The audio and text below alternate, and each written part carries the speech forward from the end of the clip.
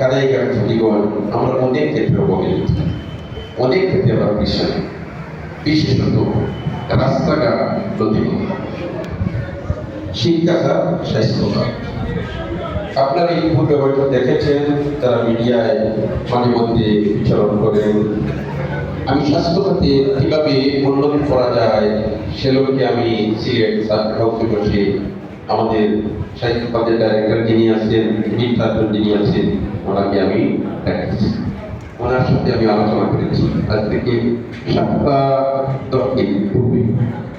আমি বলেছি কানাইঘাট প্রত্যন্ত এলাকা, জকিগঞ্জ প্রত্যন্ত এলাকা, স্বাস্থ্য সেবায় জনগণ অনেক বেশি, পর্যাপ্ত ডাক্তার নেই। আলহামদুলিল্লাহ আপনাদের দোয়ার বদৌলতে তাৎক্ষণিকভাবে 6 জন ডাক্তার কানাইঘাটে দেওয়া হচ্ছে। এরা কিন্তু বর্তমানে নতুনভাবে কর্মরত আছেন কানাইঘাটে। আগে ছিল 2 জন, এখন 3 জন বা 4 জন, এখন 6 জন। জকিগঞ্জের বেলায় কিন্তু মাত্র 2 জন। এ পর্যন্ত আমাকে কয়জন দিছে? আমি চেষ্টা করতেছি জকিগঞ্জে আরো কিভাবে ডাক্তার বৃদ্ধি করা যায়। রাস্তাঘাটের ব্যাপার যেটা, আর এই কমিউনিটি ক্লিনিক সম্পর্কে যে আলোচনা ইতিপূর্বে আমার পূর্ণ করা হয়েছে, আমি খুব স্বল্প সময়ের মধ্যে কর্তৃপক্ষের সাথে যোগাযোগ করে কিভাবে এই ক্লিনিকগুলোতে বা স্বাস্থ্য সেবা কেন্দ্র যেগুলো আছে কিভাবে ডাক্তার নিয়মিত তা দিতে পারে এই ব্যবস্থা দেওয়ার জন্য আমি আমার চেষ্টা করবো ইনশাআল্লাহ। রাস্তাঘাটের ব্যাপারে আমরা অনেক আমরা দেখি দৃষ্টিনন্দন রাস্তা বাংলাদেশের বিভিন্ন জায়গায় শহরের মধ্যে হয় আমার বিষয়।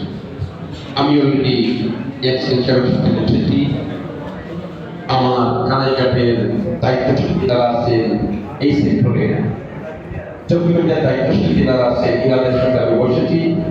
আমি তাদেরকে বলেছি আপনারা সর্বশেষ আপডেট যেটা আছে, যেমন বুরহানুদ্দিন কানাইঘাট রোডের কথা, জকিগঞ্জের শেওলা জকিগঞ্জ রোডের কথা, মঙ্গল অবস্থা, এছাড়া পল্লী এলাকার রাস্তাগুলো আরো করুন। আমি প্রাথমিক পর্যায়ে 2টা রাস্তার কথাই বলছি।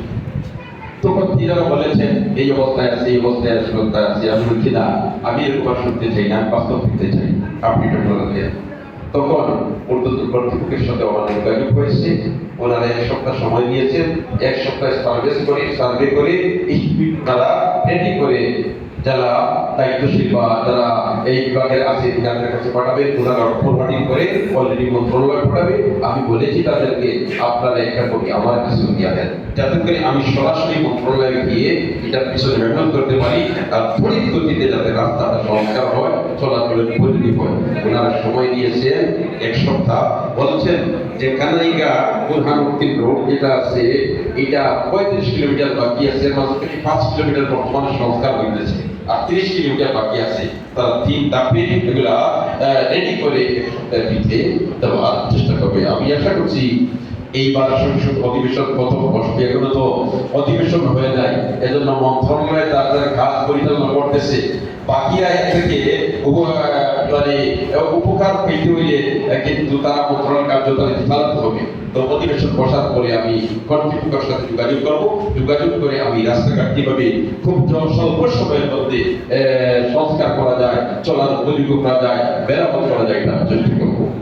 আর ইউনিয়ন ভিত্তিক যে সমস্ত রাস্তা আছে, আমি ইনশাআল্লাহ অধিবেশন থেকে আসার পরেই আমি আমাদের মাননীয় চেয়ারম্যান সাহেবরা আছেন, ওনাদের সাথে আমার ইতিপূর্বে আলোচনা হয়েছে। আমি কানাইঘাটের চেয়ারম্যান যারা আছেন ওনাদেরকে আমি একবার আহ্বান করেছিলাম, আসেন আমরা বসি, আমরা কোথায় কি সমস্যা আছে আমরা নির্ধারণ করি, নির্ধারণ করে কোনটাকে অগ্রাধিকার দেওয়া যায় সেটাকে অগ্রাধিকার দিয়ে আমরা সমাধান।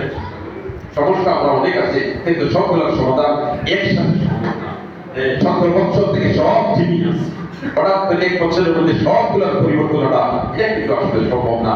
কিন্তু আমরা ধাপে ধাপে এগুলা কিভাবে সামনের দিকে অগ্রসর করা যায় এই চিন্তা চেতনা নিয়ে আমি ইন্ডিয়ানের সাথে বসেছি। আর কানাইঘাটের সকল প্রায় চেয়ারম্যান উপস্থিত হয়েছিলেন। বলেছি আমরা বিভিন্ন দল করতে পারি, আমরা কিন্তু কানাইঘাট জকিগঞ্জকে এগিয়ে নেওয়ার জন্য দলের ঊর্ধ্বে উঠে ঐক্যবদ্ধভাবে আমরা কানাইঘাট জকিগঞ্জকে এগিয়ে নিতে হবে। এইভাবে যদি আমরা ঐক্যবদ্ধ থাকি তাহলে ইনশাআল্লাহ যে সমস্ত সমস্যাগুলি আমাদের আছে তাতে তাদেরকে আমরা পরিত্রাণ আল্লাহ শিক্ষাটাকে বিপরীতভাবে অনেক পিছিয়ে আছে। আজকে এই স্কুল এন্ড কলেজের একটা নতুন বিল্ডিং এর শুভ উদ্বোধন হয়েছে, কর্তৃপক্ষ আমাকে দাওয়াত দিয়েছিল, আমি এসেছি, আমি সরকারকে দেখেছি। এছাড়া প্রাইমারি আমি অবশ্য অলরেডি দায়িত্বশীল যারা আছেন তাদেরকে বলেই দিয়েছি যে ভঙ্গুর অবস্থায়, জীর্ণশীর্ণ অবস্থায় কয়টা হাই স্কুল আছে এবং কয়টা মাদ্রাসা আছে, এরপরে তোমার আলিয়া মাদ্রাসা সহ কয়টা মাদ্রাসা অবকাঠামো দুর্বল আছে তালিকা দেওয়ার জন্য তালিকা সংগ্রহ করছি। তালিকা সংগ্রহ করে ধাপে ধাপে দুইটা চারটা করে আমরা ইনশাআল্লাহ এগুলা বিল্ডিংটাতে সুন্দরভাবে ছাত্রীরা যাতে সুন্দরভাবে ক্লাসে বসে মানসম্মতভাবে তারা লেখাপড়া অর্জন করতে পারে এই ব্যবস্থার জন্য আমি ইনশাআল্লাহ আপনার চেষ্টা চালিয়ে যাচ্ছি।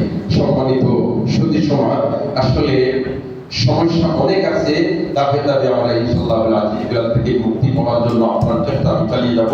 তবে তার সাথে সাথে শর্ত হলো আপনারা আমার জন্য দোয়া করবেন। যেভাবে আপনারা দোয়া করেছেন, নির্বাচিত করে সংসদ পর্যন্ত পৌঁছিয়েছেন, এখন আপনাদের সহযোগিতা লাগবে দোয়া।